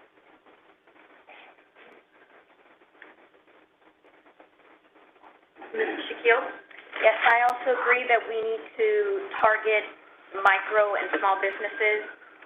Even looking back at the PPP loans, a lot of bigger businesses that could have survived did get the loans, and a lot of them got them even before the, smaller businesses were opened up to them, and it was unfortunate to see that. I think in allocating these funds, we need to keep those micro businesses in mind, and we need to help them in obtaining the funds, as I spoke about last time, how to obtain the funds, the process of that, going through that with them, helping them train their employees once they have these funds and they're revamping their business, how to train employees, how to develop them, how to help employees, how to help find employees and retain them. Because, like I said last time, I feel this is a two-pronged approach in that not only do they need the funding, but they also need employees. People are struggling to find capable, willing employees these days. So that would be, I would hope that's the approach we would move towards in this session. Thank you. Mr. Roberts? Yeah, I agree with everything, everybody said so far in the commission. I mean, obviously it's access to funding, access to education, and access to grants. I love the difference between the grants and the loans, obviously that. It's difficult to really make a comment that really puts into precedence what we should do. Like I said last time, I'm a data guy. I want to see, let me take a step back. What's going on in my head is this understanding of what is this integrated ecosystem of how all the different asks affect each other. When you think about it, it's a layer of systems to where everything comes to fruition at different periods. One investment in one entity could take 2 years to come to fruition, while another may take 5, while another may take 6 months. So I think as a commission, it'd be interesting to lay all these out. I'm a visual person. If we, like I said, it'd be nice to have something where we could see a visual to where all these different entities, how they irrespectively work with each other, how they affect each other, how they support each other, and then what is that investment infrastructure and like a domino effect. There is this group out there called the Chasm Group that wrote part of Crossing the Chasm, Jeffrey Moore, that talked about the tipping point. And it was this concept called the bowling pin strategy. And the bowling pin strategy is the idea that within a bowling game, you hit that first pin and the rest of the pins fall after that. But we have to hit that first pin first. And I don't know what that first pin is yet because I don't have enough information to be able to identify what that is. But I think the collective wisdom of this commission could figure that out, because there's going to be a point where we say we got to invest in this first that supports this, invest in this second thing that supports this, and then that domino effect of everything supporting each other. So for me, it's a blanketed, I agree with all of you, but I don't have enough information to be able to take a directional approach yet because I don't have the information yet. So. Mr. Hellerback? Jeremy mentioned that earlier in the meeting, and I agree completely with that. The tipping point, where do you start, right? Today we heard from mental health, we heard from other nonprofits and so forth. They're all small businesses. The bottom line is small business needs help. How is the help? How do we give them help? Provide funding, provide money, access to capital, but also teaching them how to access capital and to let them know that there's capital available. That's another thing. The PPP wasn't an easy process, right? You heard the guy from Silo. They're trying to get the EIDL programs. We put it aside. Too complicated. Wasn't worth going after. So that was our particular situation. But a lot of people could use that. And it's how to navigate your way through the funding. I think it's an educational process. Educare San Antonio reminds me of the YMCA's early childhood program in the schools and so forth. A great program. It starts early. Teaching early, getting everybody together early, building your community. Same with the business community.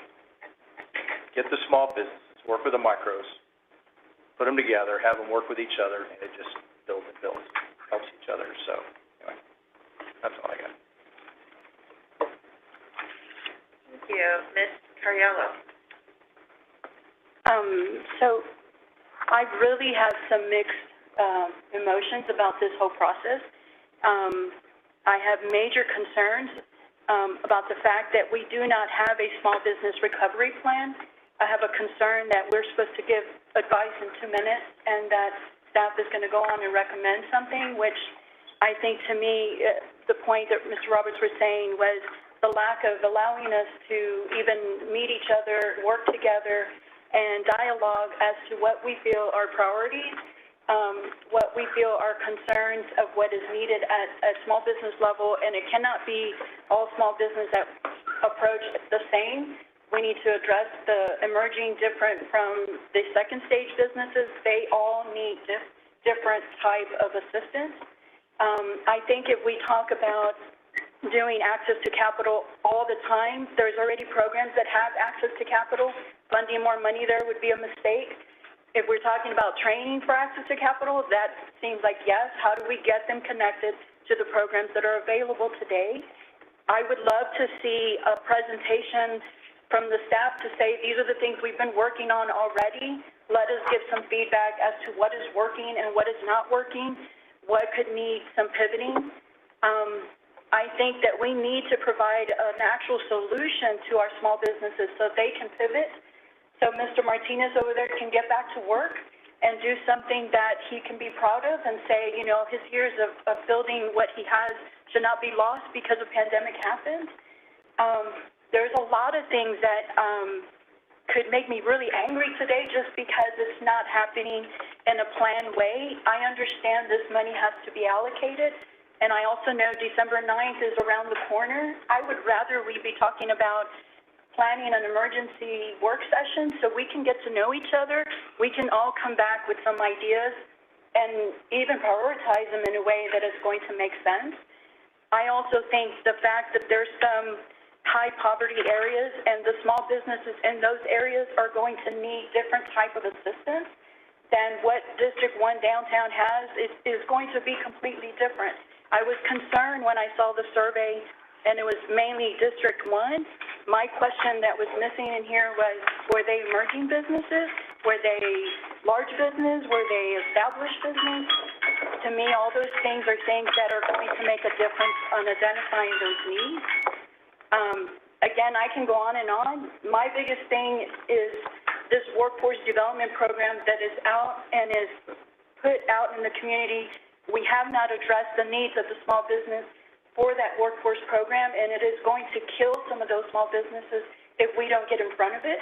We need to allow solutions and say, here's what you can do to pivot, to take advantage of these programs, because they're already put out, and yes, it's a benefit for the large business. It is not a benefit for small business yet, and it is a huge deal. And I'm sorry, 2 minutes is not enough to talk about all the issues that we have going on. I understand. It's just not right. I understand. So what is being asked of the commission right now is to provide feedback, initial buckets, for lack of a better category, probably a more appropriate term, for the conversation on December 9th. And then again, there is a process. There's been 8 sessions across the city, so there's been a lot of feedback in addition to the small business feedback. All of that is going to be presented to the council. It's my understanding that there is going to be, again, that big picture, and Veronica is still here, I believe, over there, as far as, again, kind of the categories, the investments, and then as we continue to work through additional conversations, a lot more data, and that, then additional specifics will be worked out. So again, when we talk about, we saw in the survey responses, you go out and you talk to businesses, there is a tremendous amount of different needs, as was highlighted through the conversation and what we've heard. So there is not a one-size-fits-all, even when you talk about capacity building, right? There is capacity across the board. So as we continue to go through the process, we fully anticipate to rely on you, have additional feedback. So please don't take this that we're asking for a motion today for those categories as the end-all to be-all for the conversation. There will be a lot more conversation. I know timing, not ideal, and we recognize that. Again, wanting to be trying to weigh time for all of our public comments to be provided, time for this committee. We can certainly do one more kind of around the table, keeping it again at a couple minutes, not ideal.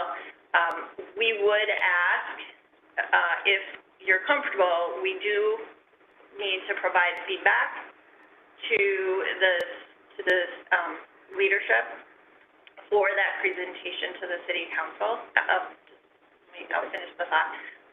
To City Council. So it will be presented in the form of, this is the feedback from the small business community, so it'll include the surveys, but we do want, if we could have that consensus from all of you as the commission, that would be fantastic. So trying to kind of balance two, but again, a lot more conversation anticipated as we continue to go forward. Question? I'm going to have to echo what Ms. Carrillo said. I don't think we have enough information. I don't believe we have enough information to make a confident recommendation, even though I'll support certain areas on these sections. Just merely the fact that we're talking about corporations being provided additional funding versus small and micro businesses already leaves small businesses at a deficiency. And I'll give you a perfectly good example. We did not meet quorum last time because of workforce in my own business. If I was to have closed my doors, I would have lost 2 days of revenue. And I can calculate because I love numbers. Numbers do not lie. But I would not have received funding from corporate support to be able to get a trained individual at my business. And I think that's such a deficit as far as education. The young lady who was not even on the sign that she is pleading for education. We're pleading for childcare. We're pleading for, one-to-one support. The fact that we can't, though we can make a blanket statement of support, I don't believe we have built enough a relationship with the constituents and smaller and micro businesses to make this type of recommendation to their benefit. I am not confident that we are actually going to make a proper decision without being able to get to know each other in our districts and the need in each district. Because the reflection of this survey, even though it identifies different districts, I don't think we really understand the industries in our district and their specific needs. And I have to agree with Mr. Roberts. Numbers at this point will give you a more accurate, ocular understanding of what these businesses really need. Mr. Roberts? Yeah, I was going to say, is there a possibility to have a working session? I mean, not something to where it's public comments, but really it's just us talking? Yes. Because there's yet to be an opportunity for us to just kind of go back and forth and try to figure this out. What I'd love to do is take the directional progress the survey has already done and then go from there, and then be able to start to categorize and further subcategorize what does access to funding mean, and talk about what the loan versus the grant, all those different things. Because I don't feel confident going there. I feel like it's just a motion based on time. I'll make time. If you guys want to meet, hell, let's go to Taco Cabana and meet or something. You know what I mean? Well, let's just do something. But I'm a little confused, frankly, because I had it in my mind that we were meeting on December the 7th. Was that something that was on the table that was? Or no? No, I don't think it's us that's meeting. Yeah, I thought it was thrown out there as possibly the second session, but this is Yeah, it's going to be council. No, on the 9th, right? Oh, but on the 7th. Session B is 9. So we sent out, once we had the appointments, we did send out a general inquiry as to availability, days of weeks, and so forth. And then we also had identified some potential dates as we were scanning for availability for these two specifically requested. So again, we had reached out for the regular ongoing every other month meetings, as well as then checking dates for availability in general. So perhaps I was hoping for this session that we're discussing. So I guess in light of that, not being currently scheduled, I would throw my recommendation into that as well. For a working session, I guess? For a working session, that would be I guess it would be a non-public. Well, all of the commission meetings will be public. I guess to rephrase that, it can be public, but it's not to where we would utilize the time for public comment, but it would just be required to include time. Okay. Retreat We couldn't meet in a quorum outside of an open meeting. So it could be in numbers less than a quorum, but it can't be a quorum of members, or else it needs to be open to the public and allow for public comment. Executive session? I don't know. Yeah, it wouldn't fit. Just throw it out there. So we. Yeah. I did read that. Unless we can actually interact and talk, we can't figure out. A little bit more. My name is Alex Lopez. I'm the Assistant City Manager over the Economic Development Department. I'm really excited to hear everything that I heard today, but I don't know what there's only would qualify for. Right, there's only certain reasons we could meet in executive session, and I can't think of one of them. You could consult with an attorney. I don't think you would need to do that in this case. Economic development negotiation.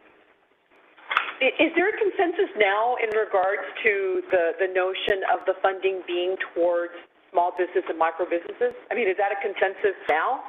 And then to start to get city perhaps guidance on the definition. And given we went through a tranche last year, and it was really micro businesses, 20 employees and less. So is there something that we could start to chew on, perhaps? I'm actually going to ask Veronica if she can help you with this as well, because what I think would be helpful is if we could get from the group today what there is consensus for. Knowing that there's a lot more conversation and perhaps specificity. The $200 million to go to small business. Can we agree to that? Yes. As a recommendation? Childcare. So what I would say is if there was consensus, the items that there was consensus on, we could move forward on those.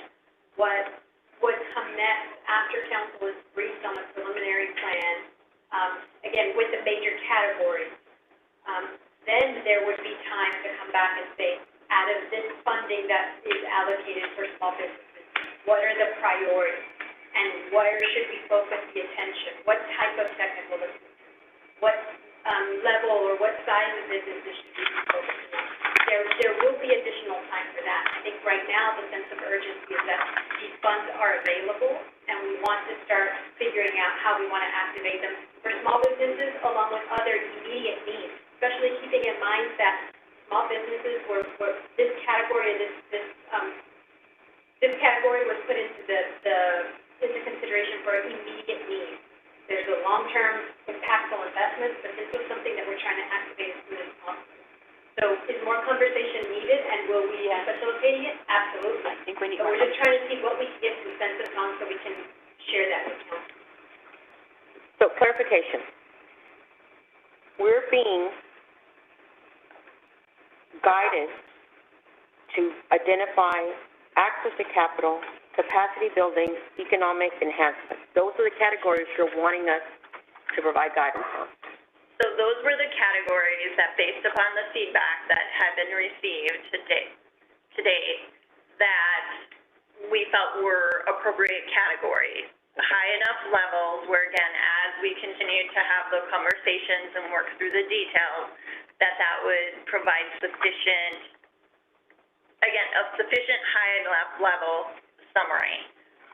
And then with the full intention of having much more conversation moving forward on what that looks like.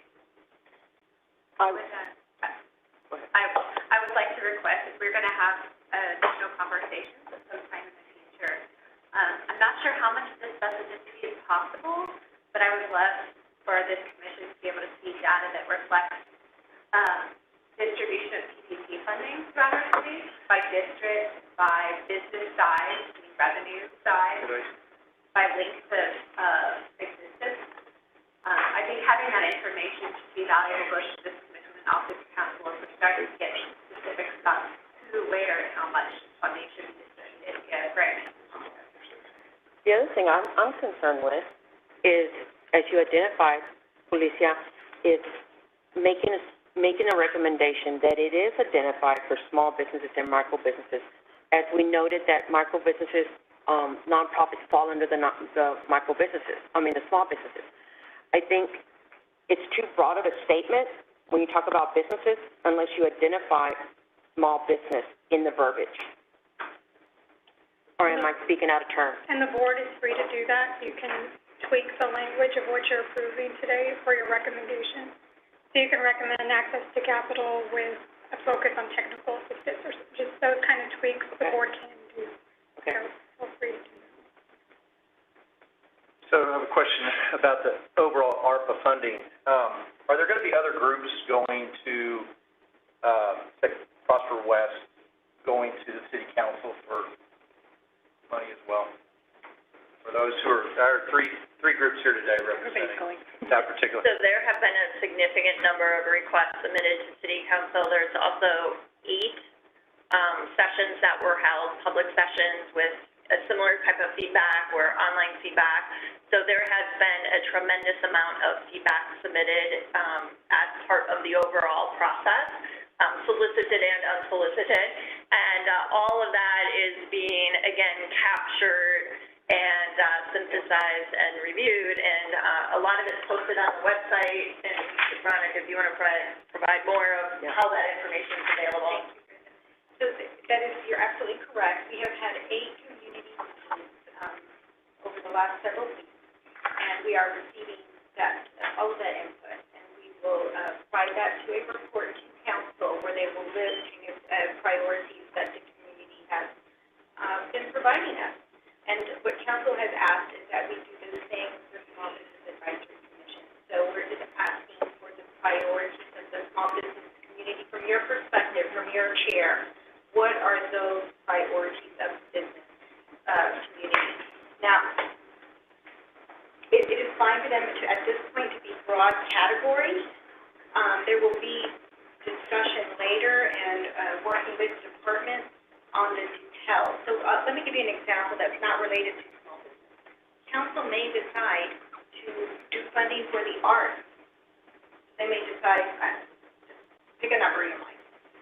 So they allocate those funds, then the Arts and Culture Department, very likely, would then take that and develop some sort of process of which then to make recommendations to council on how to disseminate those funds, right?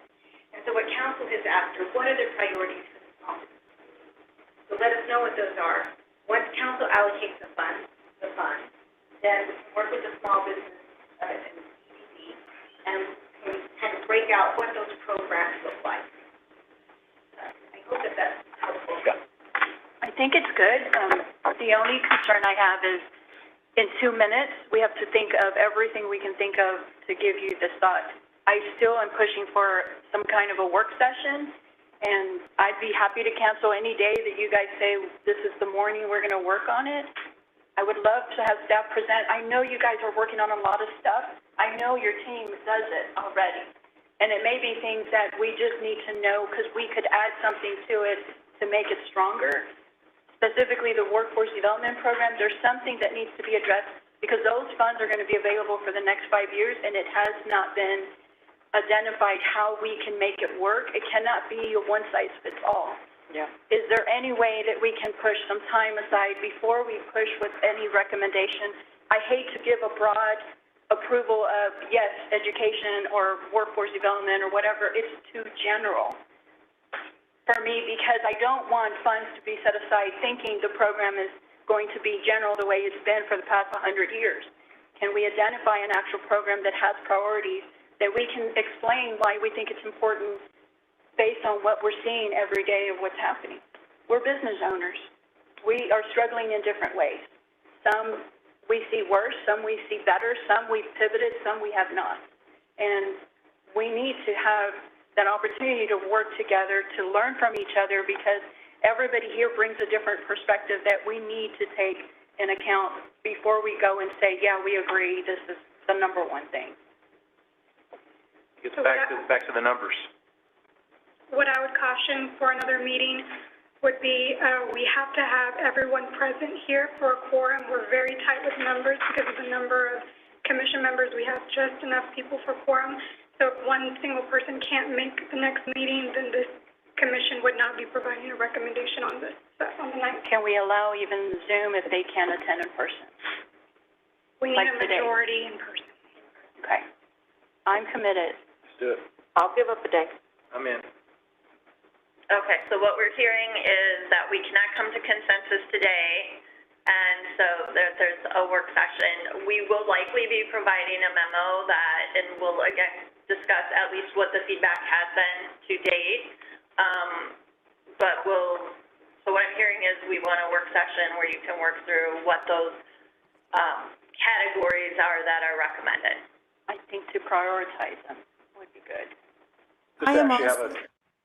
I am also committed to doing another session, just because I don't have enough information to make any type of decisions based off of, I mean, I've seen the survey, I heard all of the people, sounds like majority are small business, but there is no way that I can come to any kind of decision based off of this. So I am committed to another session. May we enter a motion? We would need a motion to... Motion to table this? Ms. Ramirez, what would be the quorum for the organization, for this group? Eight. So we have 8. appointees right now. We do have another one who will be appointed, later this week. However, we also will likely be having a resignation, so we'll be at exactly at 8. If that gentleman can attend who's being appointed this week. Right, if he's available, if the appointment is approved and he can attend. So quorum is how much for this group? 8. And we will have 8 appointees.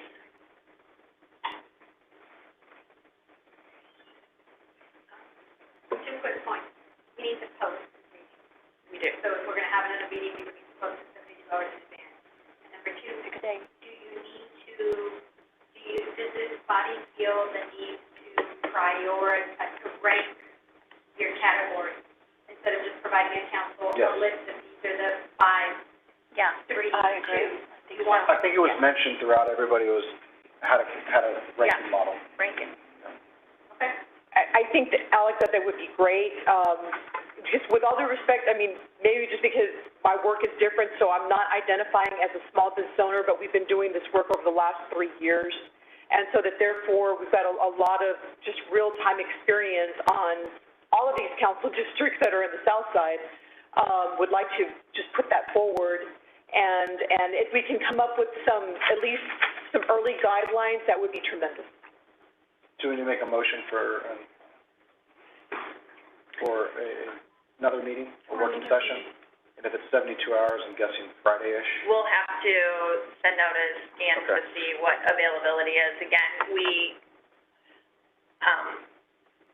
have just 8, and again, we'll have to make sure we can get the gentleman one appointed, so that needs to be confirmed. We'll have to have him sign in. So we'll have to do some coordination on that to ensure that we try to give as much of an effort for a quorum as possible. So we'll need to do some email follow-up. So Brenda, how did we meet quorum today? So we have. Zoom? Online. Yeah. And online. So everybody who's appointed right now is in attendance, including our one online. Okay, but I believe the attorney said that we could only meet quorum if they were physically here. Is that correct? No, majority. Majority. So we are now accepting Zoom again. I don't know if you need to be in person. Yeah, but a majority. So since the majority of us are physically here. Judy, not resign until after our meeting and just attend by. I've already made that. Okay. So please don't. I'm trying to also come up with a solution, Lisa. I appreciate that. Yeah. Okay, so 5 physically here, 8 with at least 3 on Zoom. Is that correct? That would be yeah. So we will send out a follow-up email. We already owe an email with all of the information, and so we will send a follow-up email to coordinate availability, see what that looks like, so more to come on that. And then we have to make sure we have, again, the time to post and. So, Juan, you support a motion that we table these recommendations? So we don't. I don't think we need to do anything. No. We don't? You don't. You can just motion for a continuance? No, a follow-up to a motion to have another. There's a motion to follow up to do another meeting, because we didn't put in the motion to actually make a decision yet. So we're just. It'll be an open meeting. Right. Well. So the motion would be to finalize the decision at a later time? No, to have a follow-up. Have a follow-up. A work session. Okay, a work session. We can't call it a work session because it's a public meeting. Okay. And there could be members of the public, just as there were today, signed up to speak. So we need to dedicate a good amount of time, just like we did today. So a motion for another meeting to continue the conversation. So am I understanding correctly? Am I understanding correctly that we're doing a motion to continue to do a meeting with public So it's not a continuation. The motion is to have another meeting. Because this is a public body, the other meeting would be a public meeting, which would be posted and would allow for public comment. So a special meeting. Yes. Do we have the ability to adjust the time if folks have remarks? Pardon? I'm sorry. We have the ability to adjust the amount of time for public comment, like per commenter? We can consider that. Yeah, like last time time because of the number signed up. Today, we put a limit on, so city council typically is at 3 minutes, but given the number, we did the 2.5. Yeah, I understand we want to get into the concept here. But I also want to make sure that we have some time to have a discussion. I think it would be also really helpful if you could let the staff know when we send the email out, any specific information you need. I know we've been taking notes and we have the PPE recipients by district and how much and by company size, but if there's specific information that you feel you need. Categorization of small business, like how are they identified and categorized? If you could send an email out, that would be fantastic, so we can make sure we can capture it. Like I said, I know we've all been taking mad notes, but if there's specific information, we will do what we can, again, knowing that we're trying to do this as soon as possible to provide that information as well. And y'all have heard, staff's heard what we're asking for, so if you got something else out there that we haven't thought of asking, send it our way. Okay, so I believe there is a motion by Mr. Roberts on the table to have another meeting. Yes. Is there a second? Okay, we have a second. All in favor, say aye. Aye. Aye. Those opposed, nay? Nay. Okay, we do have, the motion carries to approve having another meeting. Can we extend that meeting an extra hour? Because I know 2 hours. We will send a follow-up email out asking, giving timelines and talking about the logistics and what that looks like. Okay. And thank you to the EDD office for organizing everything and providing us the materials, because it does take a lot of detail and it takes a lot of communication and follow-up with us. So thank you. I think if we can have a room with whiteboards would be ideal, so we can start identifying stuff. We'll send an email out to talk about logistics, so if you have any suggestions, any of the needs that you have, please make sure you identify them, and we will certainly do everything we can, keeping in mind that, again, it's a public forum, so we need to, we'll do what we can for all the logistics, but yeah, please send that email out, or respond. Awesome. So with no other business, we will adjourn at 4:14 p.m. Thank you. Thank you.